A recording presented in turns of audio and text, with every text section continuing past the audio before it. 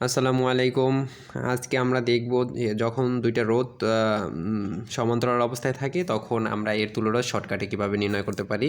ধরো এইখানে দুইটা তুল্যরোধ R1 এবং R2 দুইটা সমান্তরাল অবস্থায় আছে, একটা 2 ওহম আর একটা 2 ওহম।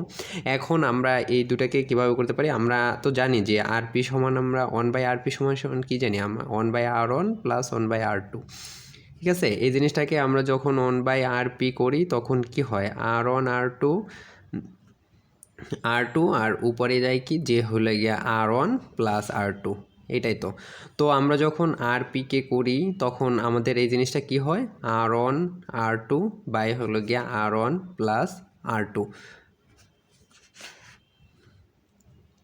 তো এই জিনিসটাকে আমরা তো এই যে ফর্মুলাটা বের হইলো এইটাই আমাদের শর্টকাট, যা আমাদের প্রদত্ত ফর্মুলা থেকেই বের হয়। তো আমাদের ক্ষেত্রে যদি যখন 2 ওহম দিব তখন আমাদের আরপিটা বের হবে হলো গিয়া তাহলে R1 ইন্টু R2 বাই হলো গিয়া R1 প্লাস R2, তার মানে 2 প্লাস 2 তাহলে কত বের হয়েছে, এইখানে 4 আর নিচেও 4, তার মানে 1 ওহম।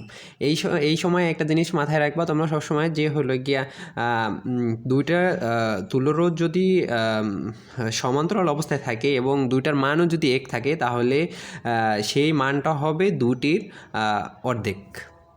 ধন্যবাদ।